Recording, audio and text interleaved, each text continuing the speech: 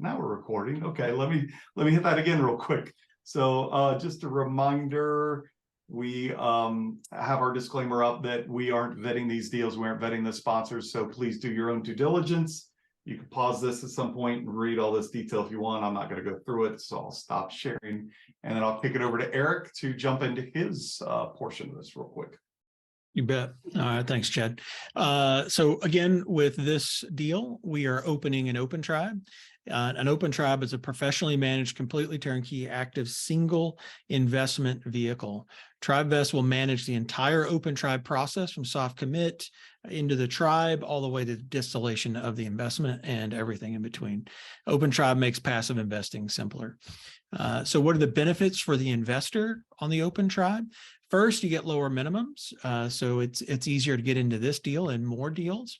Better terms as we're pooling capital. If there are additional triggers in the PPM where we can get better terms, we can get access to that. More exclusive deals. So if they require a higher capital amount. With TribeVest platform, you get an online visibility to your investments, and you can see everything: the bank account, the cap table, the cap ledger, everything. So you have complete visibility in what's going on. You have the safety and security of a fully managed SPV. We're investing as a community. I'm an LFIer. I invest with you guys. So as a community, we're investing and deciding what we're interested in. And then again, it's simplified passive investing. We handle all of the legal work and documentation. So how does it work quickly? First, we'll start collecting soft commit. That'll be open today. I will post in the forum or in the chat right after this, the link to the soft commit and my contact information. Then we'll form it. Once soft commits are in, we have to meet a minimum of $100,000. Once we reach that minimum, the LLC will form the LLC, we'll onboard all the members, we'll collect funds. If it requires accreditation, we'll do the accreditation services, we'll do all the communication and legal documents, and then we'll invest the funds. We wire the money. Then ongoing, what to expect as that investment is working, your money is being put to work. Ongoing communication and reporting from the operator. As they send out communications, you'll get those also. You'll also get quarterly distributions when they're available. We'll keep the LLC compliant. You'll have your taxes done. You'll get a single K1 from this investment. And then when it's over, we'll dissolve the investment and return any money that's in the account. So what's it cost? $150 per member to get started. That's the startup fee. That does include your first year taxes. And then it's $100 per member for thereafter. The fees help us cover the company formation, the registered agent, platform fees, helps us keep it compliant. And just as a note, about $75 of that fee is taxes. So a significant chunk of that. If there's cash flow in the investment and the tribe decides, we can cover the fee with the cash flow. And then that really, honestly, there's no additional money required until late 24, early 25, because your 23 taxes are covered. You won't have to worry about that. So if you're interested, you can shoot this QR code to go to just more information about open tribes. Again, I'll post the soft commit. This is a $10,000 minimum on this one to join the tribe. And again, we have to hit $100,000 in total commitments to form the tribe. All right, Chad, that's it. Awesome. Down and dirty. Thanks, Eric. Appreciate it. Yeah, no problem. So again, if as you guys are probably used to, but if anybody has any questions along the way, feel free to drop them in the Q&A. And we can hit them as we go. But now I will turn this over to Ben, and Ben, you can jump in with your presentation. Great, fantastic. Welcome, guys. I'm just getting the slideshow set up here. Okay. Bear with me while I get the screen share working here, but we're ready to go.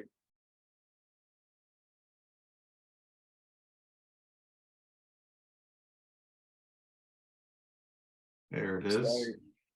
So, okay, fantastic. Well, look, we're set to go here. I'll ask Chad and Reed to please kill their video so that we don't block the screen. And Reed, take it away, sir.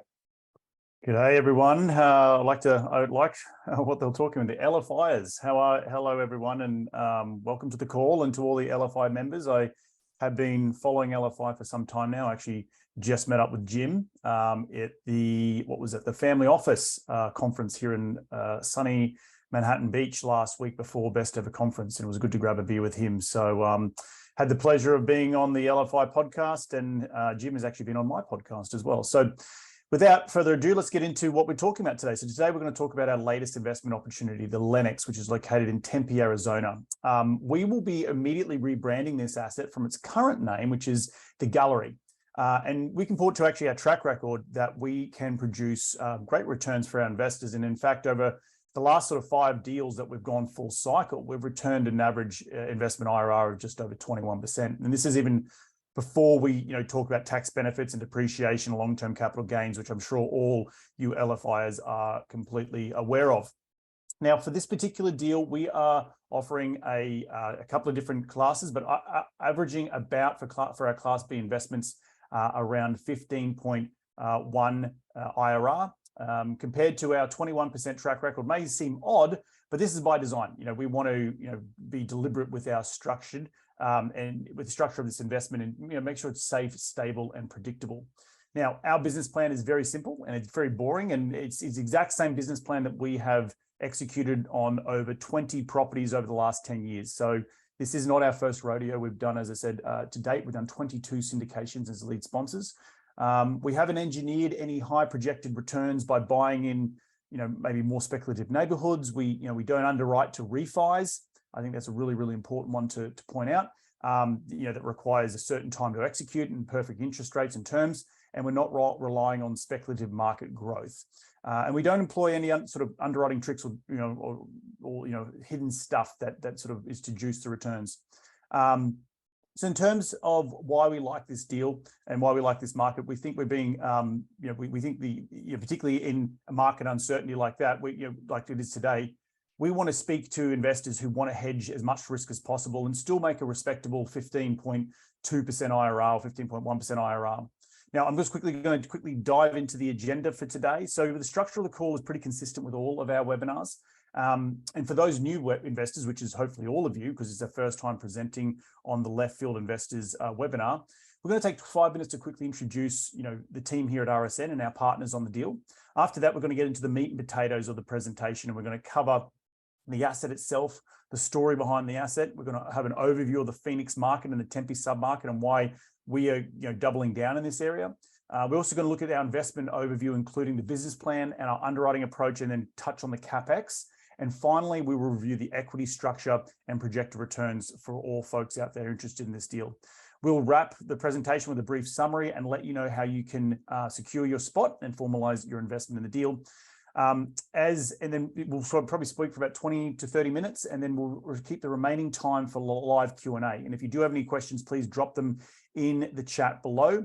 At any point during this webinar, you are interested, you want to do a soft commit, please head over to RSN Property Group /commit to register your investment today.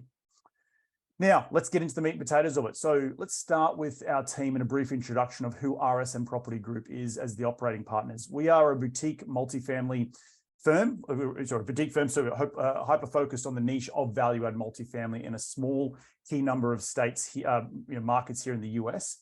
As I mentioned earlier, we've completed 22 syndications in the past as lead sponsors, and we've executed the exact same business plan every single time. It is boring but effective, and we think we're pretty good at it. Now, while we've done 22 syndications, this is our first deal on the Left Field investor platform, and we're super excited to be here. As I mentioned earlier, I know Jim personally, met up with a beer at the Manhattan Beach family office conference last week, which was awesome to see him in person and just to get to know one another, because I know Left Field Investors really prides themselves on long-term relationships with sponsors, and we hope to create a long-term relationship here with you guys. So I'm the founder and CEO. My name is Reed Goosens, for those people who don't know who I am. My background, I'm a chartered structural engineer. I've been involved in my entire career in construction and real estate. I moved to the United States back in 2012. And since then, through various companies, I've acquired a total of over $685 million in value-add multifamily assets, with a bit over 3,500 units across 5 different target market MSAs. Now, with that in context, joining me here, as CEO, I'm ultimately responsible for all aspects of the business and the success of every single deal. And I'm extremely hands-on, particularly right after close. Once we close on the property, I really oversee the team handling the renovations and all the construction management, because that is my background. In addition to me here at RSN, we have assembled a really core team to enable us to execute on our vision and our business plan on every asset we buy. I've got my partner, Ben Gray, who's obviously on the call. He's the COO, and he's responsible for all things operations with an emphasis on managing equity-related side of the business. We have Josh Oaten, who oversees our asset management, construction management, acquisitions in the Phoenix market. He is boots on the ground. We have Austin DeGue, who manages our acquisitions outside of the Phoenix market, and he identifies obviously great markets, great opportunities in other markets, I should say. We have Juan Espinoza, who heads up our investor relations, and he acts as the first port of call for any and all needs that investors may have. We have 2 full-time analysts that oversee all the financial modeling, and last but not least, we have Mary, who is our chief financial officer. Now, in terms of property management, we still do third-party property management, and we will once again be partnering up with a local group in Phoenix, CalCap. CalCap are being based there and have been headquartered there, and they manage over 5,000 units in the area. And CalCap actually currently manages our 3 other assets that we own in the Phoenix market. And we've been extremely pleased with their performance. And there's just their really in-depth knowledge of the Phoenix market and providing a key partner in how we grow and expand the business specifically in Phoenix. As the old saying goes, you can make money when you buy a great asset, but you lose it pretty quickly through bad property management. So obviously choosing the right PM firm is paramount to our success. And we obviously couldn't be happier with the partnership again with CalCap. Now, I'm really just going to touch on our investment approach here at RSN Property Group and just look at the investment and why we invest in multifamily buildings. And I want to briefly touch on that and how we look at and look to operate our deals and why we believe that multifamily is still the best investment to protect and grow your wealth over the long term. So we all know the sort of the headlines. The US is a nation of renters. It's the lowest home ownership rate in over 50 years, and economic and attitudinal shifts about owning a home have changed in that time. The unfortunate truth is that housing affordability is at the worst it's been in 3 decades and predicted to get worse in the future with inflation running rife. Now, property prices have risen significantly over the last few years, and at the back end of 2022, we saw the largest and fastest interest rate increase in the modern history. Now, more than ever, we believe that the people of America need clean, safe, affordable rental housing to live in and raise their families. And that's what we do here at RSN. We provide that much needed housing. Now, in terms of the type of multifamily properties we target, we're specifically focusing on Class B value add opportunities. This means we're buying existing stable assets with predictable cash flow. As we touched on earlier, we like to come in and add value by renovating the units, increasing the rents of each apartment, and then obviously thus increasing the monthly cash flow, and then targeting a higher NOI of our multifamily assets to then target a successful exit and distribute profits obviously to our investors. Now, as we talk about, look at the areas of where we like to buy. So typically we look at locations where the average household income is between $55,000 and $75,000. Right around that average American US household income. This way, we believe we aren't competing with Class A rents, and we're not trying to set super high rents, but we're also not trying to take on riskier tenants or riskier folks that are in sort of Class D and C minus deals. Again, we want to cater to the good, hardworking folks looking for clean, safe, modern, affordable places to raise their family. And we also believe by focusing on Class B assets, we're really better insulated, in our opinion, for market corrections and changes, which we seem to be coming into right now. During the height of the last recession, the default rate of the Freddie Mac multifamily loans was less than 0.5%. So in our opinion, we think these Class B assets stay occupied and operational in good times and in bad times. And again, I could give a whole presentation on this, but I just wanted to touch a little bit briefly before we get into the nuts and bolts of it. So now you know a little bit more about how investment works and our investment approach. The next thing we really want to talk about is the deal itself. So we've been deeply involved in the Phoenix market for well over 3 years now. We started systematically evaluating multifamily markets across the continental US, and Phoenix, definitely stood out as one of the better markets in the country and highly suited to our investment approach. At that point, 3 years ago, we jumped in with both feet and started meeting with brokers, industry leaders. And we also brought on Josh Oaten, who lives in Phoenix, as I mentioned earlier. He's a full-time employee, and he is our boots on the ground. He runs everything in terms of acquisitions to asset management to construction management. He is our true Swiss Army knife of Phoenix. We have managed to secure 3 other assets in the Phoenix market to date. We're just a bit over 200 units in that market. And our thesis for Phoenix has been sub 100 units. We think there's a lot of value in there, buying off mum and pop investors. And this is going to be our fourth acquisition in the Phoenix market. Now, this deal first hit the market as a 6-pack portfolio with a broker, IPA, Cliff David. We had originally bid on 3 out of the 6 assets, but ultimately we were only just awarded one of them, the Gallery Apartments. The 2 other deals that we bid on went to another group, which I'm sure you're all familiar with, and they just were simply willing to pay more than what we were for those deals at the time. As noted, we are going to immediately rebrand this asset to the Lennox at Tempe. We are purchasing this asset from a group out of Montreal, Canada, and Quebec. They have owned this asset since 2018, and they operate it remotely. So given that they are remote, you can walk on site and you won't be able to just walk into the leasing center and go and tour one of the apartments. There's no one there. So we think, as does CalCap, that there's just plenty of low-hanging fruit just by bringing on third-party property management and having an actual physical presence on site. And you can look at some of the reviews online. They're pretty shocking in terms of how the management treats the tenants. And we just think that's just so basic to come in and just listen to tenants and just be present. I'm quickly going to pivot now and talk about the deal itself. So this is a boutique rental community. It offers 88 units. This is all in a 2-story garden style layout. And they're all 2 and 3 bedroom units. It's 50-50 of each. So 50% 2 bedrooms, 50% 3 bedrooms, which is extremely unique for this area of Phoenix, but just extremely unique for the Phoenix market in general. It has a lit pool. It has a leasing center.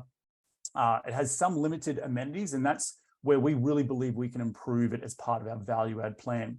Now, the best part about this is we're picking this asset up for a true 5.4 cap rate. And when we compare it to recent sales in the area of similar vintage assets over the last year or so, we are picking it up at a 25% discount when you compare it to a price per unit. So I think the comps are around $305,000 per unit. We're picking it up for $230,000. So a big discount in our opinion. And I'm going to go into more of that in more detail in a bit of a later section. Now, in terms of the renovation plan, we're planning to renovate 90% of our interiors to our signature platinum level. We're also planning to burn off the loss to lease, i.e. bring up all the apartments that are leased for under market rents and make up a loss to make that loss to market. And you can see on this slide, the recent rents are already hitting our pro forma rents. So we do think there's just, there's plenty of upside here to bring and make up that loss to lease. Currently, if you look at the other comps in the market for 2 and 3 bedrooms, we're well under $200 to $500 below those market rents. Again, you can see on this slide just what we're trying to achieve in terms of market rents. And I'll also say that we've got other assets in less quality areas that are already achieving, for 2 bedrooms, 2 bath, around $1,600, $1,700 on renovated product today. So I think it bodes really, really well. Now, the current owner has spent about $1.3 million in maintenance and repairs over the last 4 years, and we plan to come in and spend about $1.7 million finishing off the business plan, renovating units, upgrading the amenities, and really focusing on bringing that in-place rent up to market level. We have a really strong understanding of the physical asset itself. We own similar vintage assets. We've obviously toured the asset. We're well through DD at this point. And I was there the entire time with all our third-party vendors crawling all over the asset, and there is nothing I can safely say there's nothing there that we haven't accounted for in our CapEx budget, which is obviously great to know. Finally, I want to say that this asset is located in a prime Class A location of Tempe. It is close to top restaurants. It's right across the street from a major retailer, Sprouts, which is a very high-end supermarket chain.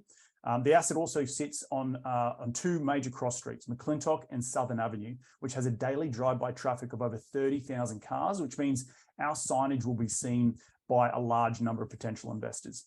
Now, the biggest stat I really like about this particular area is the average household income. If you remember earlier, I mentioned that we like to focus, $55,000 to $75,000 areas, right, across the US in our target markets. Within 1 mile of this asset, the average household income is over $100,000. The average home price is over $500,000. Now, I mentioned earlier, we've done 22 syndications to date. I can only point to one other deal, and I can show it to you, where it has a better average household income compared to this area of Tempe. So this is a really, really, really desirable area, and we think that bodes well for medium to long-term hold as we come through, as we continue to double down here in Phoenix. It's good dirt. The asset's a short 10-minute drive away from ASU University, obviously one of the largest universities in the country. It's obviously very close to downtown Tempe and downtown Phoenix, which has a lot of Fortune 500 companies and tech companies. And actually, I'm going to now transition over to Ben, who will actually cover why we love investing in Tempe and why we're doubling down on the Phoenix market in general coming here in the next couple of months. Great, thanks, Reid. So hi, everyone. So look, in addition to hard stats and data, we like to take a moment to explain why the cities we invest in are so desirable to the current tenants and the future residents. And we want to give you a little bit of a feel for the community that you're improving with your investment dollars. So a brief disclaimer is that I'm going to be flipping through some of the market data slides from the prospectus, but I'll be mainly speaking to my own talk track rather than reading the content from these slides. If you want to take a deeper look at the on-screen data, go ahead and download that prospectus and look at it at your leisure. For now, I'm going to talk about the 5th biggest city in the country, Phoenix, Arizona. It shares the top 5 with LA, New York, Chicago, and Houston, and it's a beautiful city with a lot going on. It's statistically the sunniest city in the country with 300 days of sunshine every year, and the residents go nuts for this with year-round golfing, hiking, and all sorts of outdoor activities. And you might not think about it in a desert, but they even have a lot of water sports. So there's lakes where you can do boating, swimming, kayaking. And of course, Phoenix is well known for world-class spas, resorts. It has an amazing food scene, an amazing art scene. It really is a bustling modern metropolis. And in addition to all these things that make Phoenix a super desirable place to live, the cost of living is way lower than comparable cities. It absolutely smashes the top 5 cities for affordability. If you consider neighboring California, home prices and rents in Phoenix are half of what you'd pay in LA or San Diego, and most everything else is cheaper too. So for all of these reasons and more, it's a super desirable place to live, and that's reflected in the data and stats that I'm about to share. And look, we'll be candid, there has been a bit of bad press about Phoenix in the market lately, and we see that as short-term volatility. The underlying fundamentals driving the Phoenix real estate market are strong, intact, and upwards. And the first one of those that I'll speak to is population growth. So Phoenix is an absolute powerhouse in population growth, and population growth is one of the fundamental drivers of any real estate market, probably the biggest driver. And in 2021, Phoenix ranked #1 in the US as the fastest growing city for the 5th consecutive year. Over the last census period, 2010 to 2019, no major city grew faster than Phoenix, and that upward trend is intact. For sizable cities with over 2 million people, Phoenix is projected to be in the top 5 fastest growing cities between now and 2060, increasing in population by 67% from 5 million to 8.4 million. Now, I realize that's a very long horizon to consider, but the point I'm making is that this is a long-term growth trend and more present over the next 7 years to 2030. The 2 counties in Arizona projecting the greatest growth with 820,000 new residents are both in the greater Phoenix area, Maricopa and Pinal, and the Lennox is located in Maricopa. Another big factor driving real estate markets is the local economy, and Phoenix is a very business-friendly environment with a GDP of over $260 billion. And the latest news reports report a growth rate that is more than double the US average and almost quadruple other big cities like LA and New York, while cities like Chicago are actually going backwards. And the unemployment rate in the Phoenix MSA sits near 30-year lows at 3%, well below the US average and the lowest of all big cities in the US. And as you can see from the slides in the prospectus, there are some huge companies that have corporate offices, not only in Phoenix, but right in downtown Tempe. So you've got Amazon, Microsoft, big banks like Wells Fargo, big insurance like State Farm, American Airlines, Coca-Cola, and more. And that's the last point I'm going to touch on here, which is job growth. Phoenix ranked #2 for the best performing US labor markets in 2021, and its annualized growth rate through 2030 is projected to be more than 3 times the average US rate. So look, to sum up here, the Phoenix market is still a super desirable place to live. It's got really good fundamentals that are growing in the right direction. It bodes really well when we have a 5-year hold. We're not really concerned about what happens in the next 6 months. We get the opportunity to look long-term. And with a population that's booming, economy that's booming, jobs are booming, and all these underlying trends intact, industry experts and the team here at RSN Property Group are anticipating continued long-term growth in the Phoenix area and the Phoenix real estate market. And this asset, the Lennox, is perfectly situated to take advantage of the best that Phoenix and Tempe has to offer. Again, it's a Class B asset in a prime Class A location. It's got great schools, great community, easy access to 4 major freeways, short commute to downtown Tempe or downtown Phoenix with their thriving business districts. And with that, I'm going to hand it back over to Reed, and he's going to talk about how we're going to make this asset beautiful. We're going to renovate it, and we're going to let it really make the most of the market conditions in Phoenix and the environment that it lives in. So with that, Reed, it's over to you.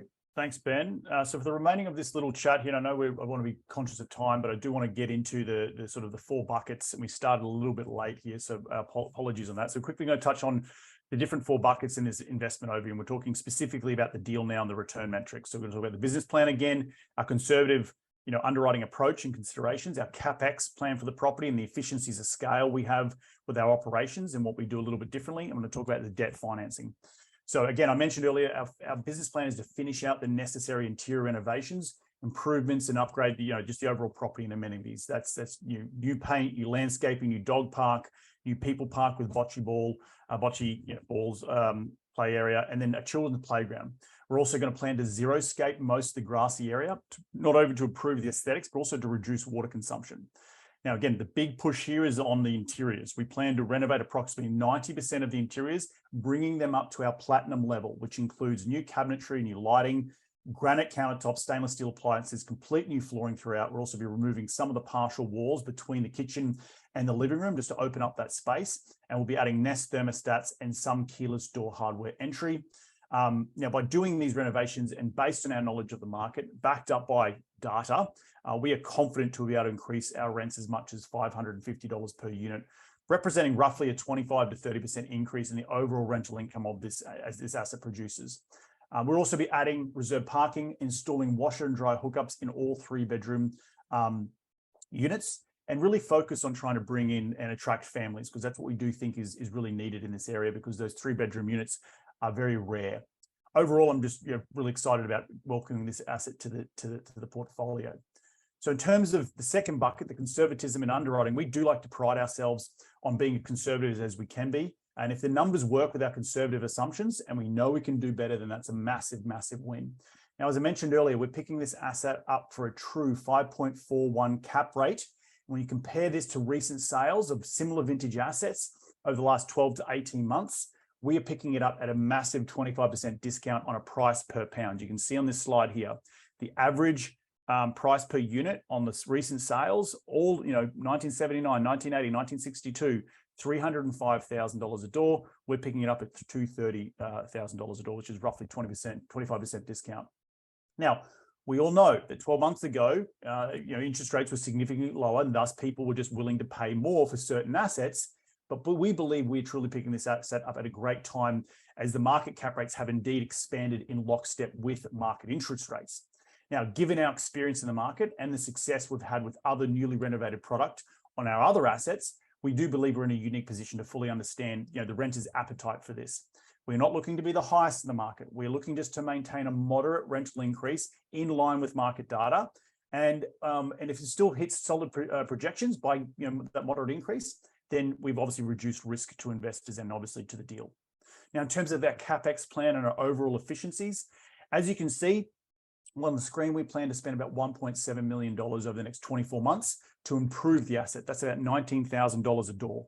I truly believe we have covered all bases here, given that I spent all my time conducting DD. This CapEx budget is the right number to not only tackle the beautification, but also to deal with any unexpected gotchas. Now, in terms of economies of scale, given our close proximity to our other assets in Phoenix, we will obviously this asset will greatly benefit from a number of aspects. Obviously, sharing staff is a massive one, particularly that assistant leasing person. We got to share equipment, power washers, paint sprayers, all that sort of good stuff. We also can store and ship our storage construction materials across all of our assets, and I'll touch on this in a little bit. But we also can reduce our mobilization costs with our GC. In terms of our management approach, we get to cover it with asset management, construction management on our other deals that we're already doing. And just the lessons learned from acquiring 22 assets over 3,500 units across 5 different MSAs. We've built a track record, and I personally built the asset management and construction management systems here at RSM Property Group based on my background as a structural engineer. And one of the unique things that I've been doing since day one, since I started in this business, 9 years ago, is I've been sourcing construction materials directly from China in bulk since that time, and we store it in our US warehouse. We do think this is a key differentiator. I know some other sponsors out there, particularly in Phoenix market, have started to do it, but we do truly own and operate the supply chain from end to end, and this keeps our costs down. It protects us from supply chain related delays, and it greatly enhances, obviously, the ROI of the asset. Now, the last bucket, in terms of debt financing, we are obtaining a non-recourse loan, about 60 to 61% loan to purchase price. It's an agency loan from Fannie Mae, full term interest only, and we're buying down the interest rate, and we're fixing it for 5 years. Now, given that we're purchasing the asset at a 5.4 cap, there is a true positive arbitrage between the interest rates on the debt and where we're going in with that cap rate. So that's that we're cash flowing from day one, and this protects investors' downside. And given my experience, I haven't seen this positive arbitrage in probably 4 or 5 years. When you're coming in on a value add asset where you're going in cap rate is higher than your debt interest rates. And we've already locked that today. So it's all locked in place. Now, the other thing was also we're protected from any future increases in interest rates, given our interest rate will be fixed for 5 years. Furthermore, we are actually raising all the CapEx dollars from equity rather than financing this.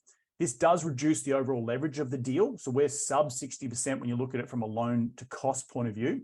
But it also means we're in control of those CapEx dollars. So if the market changes in the future, we can ramp up or we can even pause.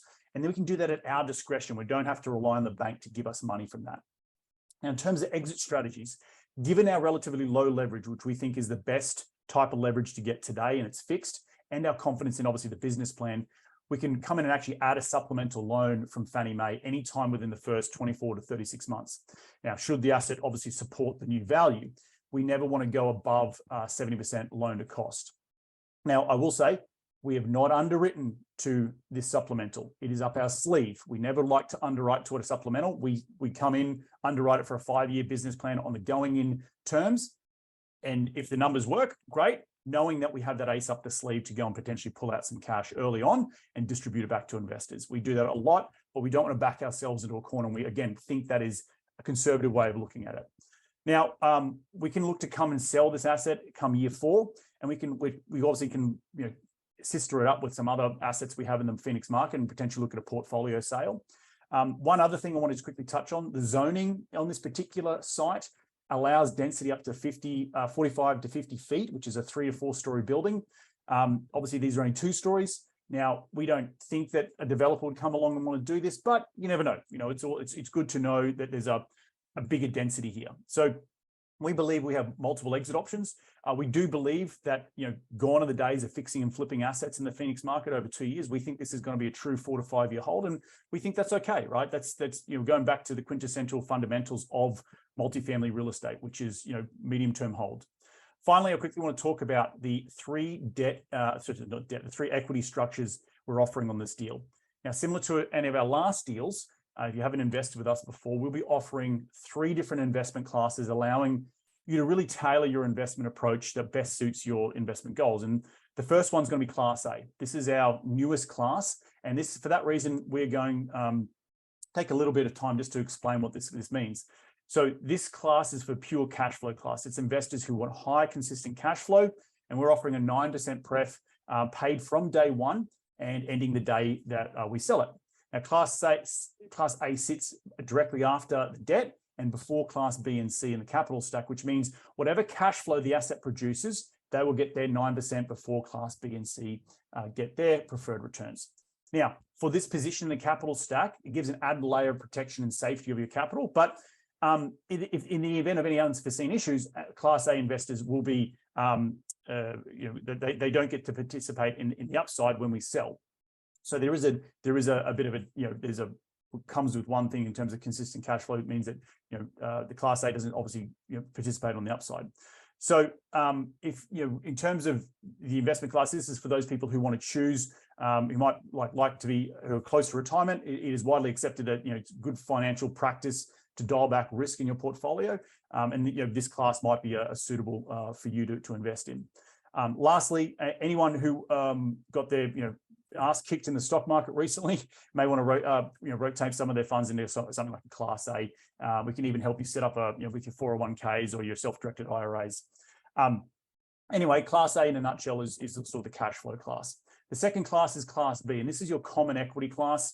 We're offering a 7% pref, 70-30 split on profits when we sell. So once once cash flow goes to Class A, whatever's left over, it goes to Class B and C. We're projecting that year one will probably have a 2.5% cash flow to Class B and C. Then it jumps up to 6% year two, and then climbs thereafter. It does have a pref of 7% I mentioned before. So this is, again, it's for those people who want that sort of pop on the back end and share in the profits. And those share is a 70-30 split upon sales, which obviously boosts the overall return. Finally, we have Class C investors who opt to invest a minimum of $500,000. For investing a larger amount, we're offering better return metrics than Class B. So Class C will have an 8% pref and an 80-20 split on the back end, instead of a 70-30 with 70-30 split on the back end. I'll also repeat that both Class B and C investors sit equally after Class A. There is no one preferential class over another in terms of B and C. Lastly, we do want to let you know that that you can invest your money in both Class A and some of your money in Class B if you want to split up that minimum investment. We will accept 25,000 in A and 25,000 in B. Our minimum investments are $50,000. Unless you're investing obviously in Class C. And obviously with the tribe vest, you can potentially form an LLC and come in that Class C position if you want as well. Now, we realize obviously that these return metrics can be a little bit confusing, but we're trying to be as comprehensive as possible. And we don't want to scare you off with any financial jargon. If you do have any questions, please reach out. We can do a one-on-one. So overall, just to recap, why we like this deal, obviously it's an incredibly strong long-term fundamentals driving the Phoenix market. We're buying this asset at a 25% discount on a price per door compared to other assets that have been sold in the last 12 months. And we think this is a really great price. In-place rents are well below market, offering immediate upside before we even go and begin the renovations. Recent leases have already started to hit our pro forma rents, and we haven't even taken over the asset.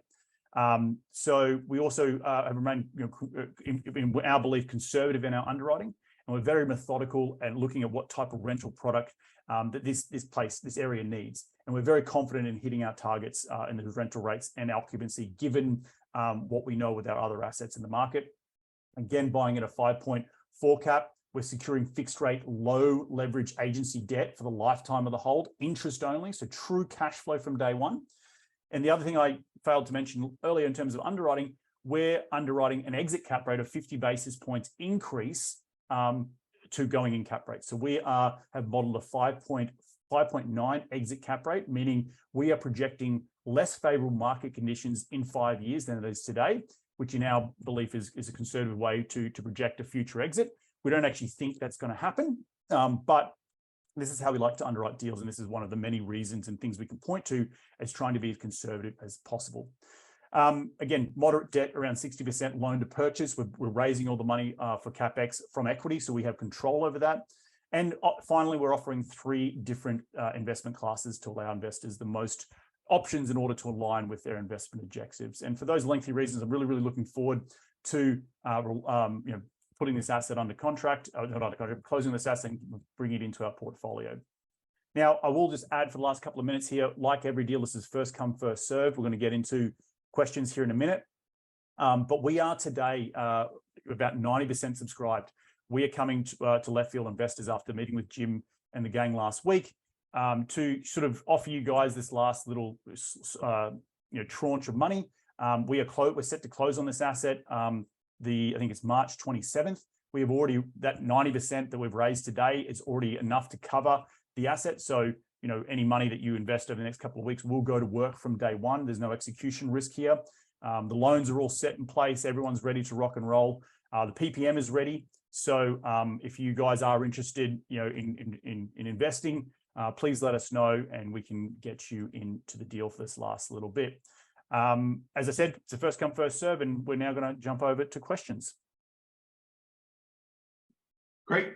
Reed, thanks. Ben, thanks both of you for that. I don't have any questions sitting in the queue right now, so I'll remind people if you have any questions to drop them in the Q&A.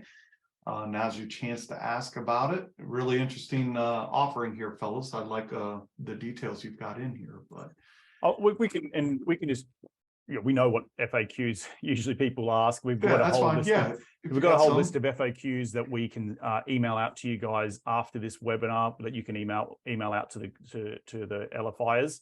But high level, easy questions. When do distributions start? Okay, distributions are going to be paid quarterly, both Class A and Class B. We just think quarterly is easy. It's not monthly, but it's quarterly. We've been doing that since 2014, so haven't had any major pushback. That will start. So we're closing here at the end of April. That will start in July. So that's an easy one. The one other thing is, I mentioned people ask about always the CapEx and how you're going to come in and renovate when the occupancy of the assets, 92%. Well, we know that the average occupancy, natural vacancy is around 5% at any given time. So that's roughly 4 to 5 units. So we're going to, so every month, we don't like to, kick people out and, drop occupancy and try and lease it back up. We try and keep it full as best we can. And then, the remaining vacant units will turn on a monthly basis. So we're looking to turn about 4 units a month. And that's right and around, the burn rate that will happen for, to hit our goal in an 18-month period. We also like to, do the exterior work, in the first 6 months. We'll come in, again, rebrand, do the xeriscaping, add the people park, do that, relatively quickly because that doesn't affect the tenants, and then look to do those interior units again over a slower burn, again, 12 to 18 months. I mentioned earlier, we bring all our, we've been doing this for the longest period of time, bulk supplies from Asia, everything from flooring, cabinetry, lighting. The only thing we don't bring in is paint and appliances, but everything else we bring in ourselves, countertops as well. And we have already got our warehouses are full based on a recent order for 2 other deals that we're renovating right now in the Phoenix market. So plenty of good inventory there. We don't have to wait. We can get started immediately. So that's a couple of FAQs there. Yeah, there was a question that popped in the Q&A. Says, are there any prepayment penalties if you found a buyer prior to 5 years?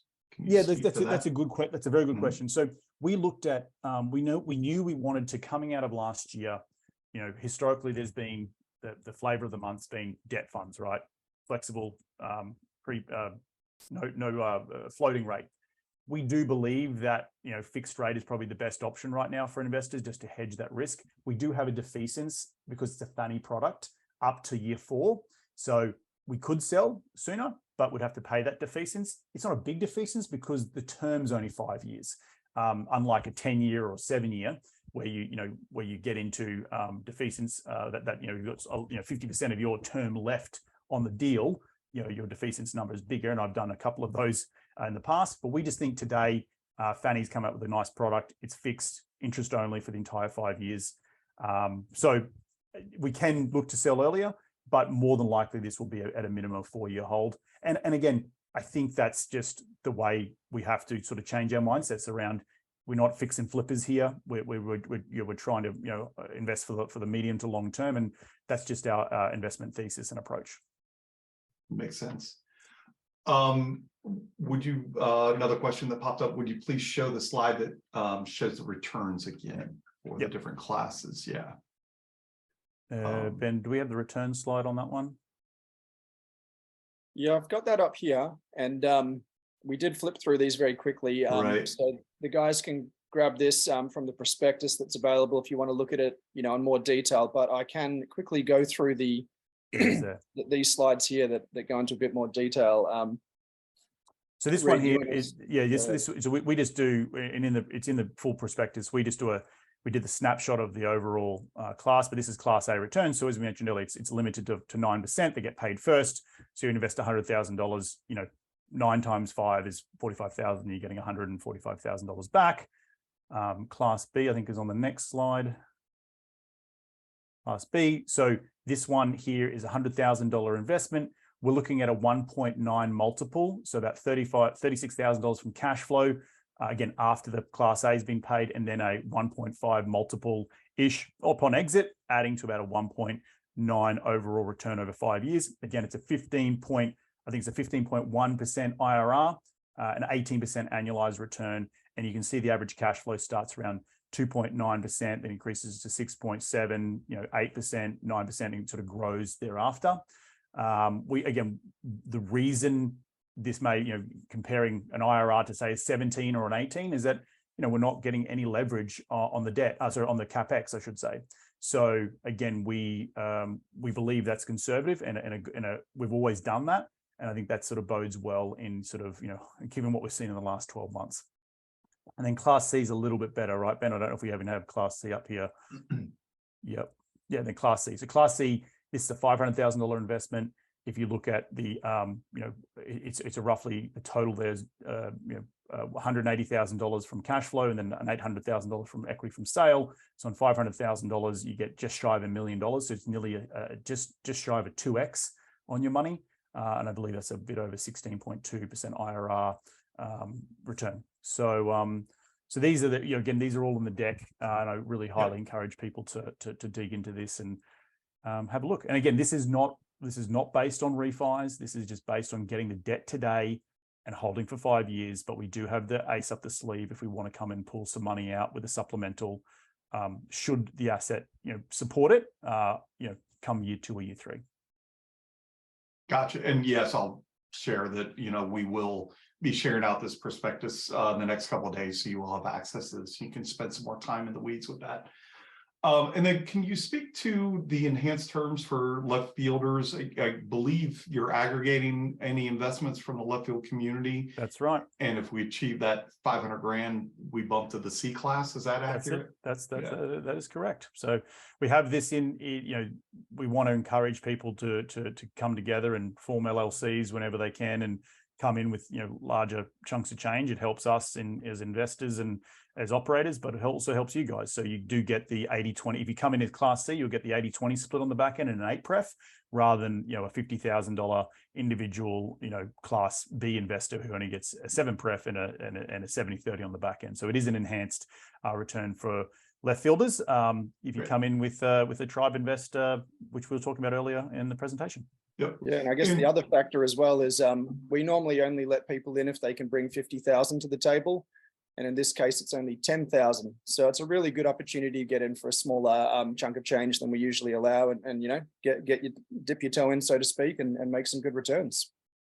Yeah, exactly. And to that point, people can still invest if they have the 50,000. They can't come direct to you guys.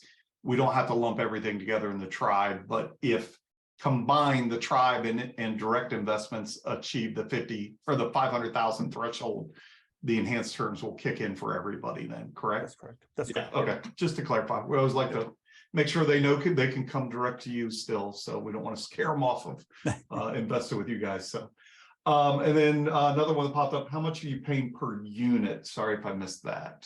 Yeah, $230,000 a door. If you want to quickly scroll back to that slide, Ben, of the sales comps, I believe it was. Okay, let me embarrass myself by flicking through slides here. Here we go. I think it's this guy right here. That's it. Yep. So these are the sales. This is all within a 2 mile radius or 2.5 mile radius, and just a little bit of background. Like, I bid on the Villa Tree, I bid on Omnia and 8th, I bid on the Rev. So didn't win them, but they went for pretty nice chunks of change here in the last 12 months. And you can see when they were sold here in middle of last year. And again, we talked about earlier, the interest rates were lower then, so cap rates were lower. We've seen it expand in lockstep with interest rates. So we do believe we're getting this deal at a bit of a discount to what people were paying over the last 12 months. So yeah, we think it's really, really good. Great. No, that's great. So it looks like the questions have dried up, but again, people can reach out directly to the RSN team and get questions answered if need be. But yep, and we just the last thing. Sorry to interrupt you there. No, go ahead. The PPMs are already ready, so we can, if everyone wants to, take a squiz at that, a squiz meaning a look, an Aussieism. Let us know, and we can provide you guys a copy of that, Left Field Investors Today, if you need to distribute that out to invest. But again, I don't want to get in the weeds of how you operate the community, but it is available if people want to have a look before committing. Great, perfect. No, we appreciate you coming on, guys, today and sharing the deal. We will get this communicated out to the larger team as well with the community so that we can see what we can get stirred up. But we appreciate you sharing the information with us. Guys, been an absolute pleasure. Looking forward to hopefully having a long, successful relationship with LFI, and have a great week. Absolutely. Hey, thanks, guys. Be well. Thank you. Bye. Bye-bye.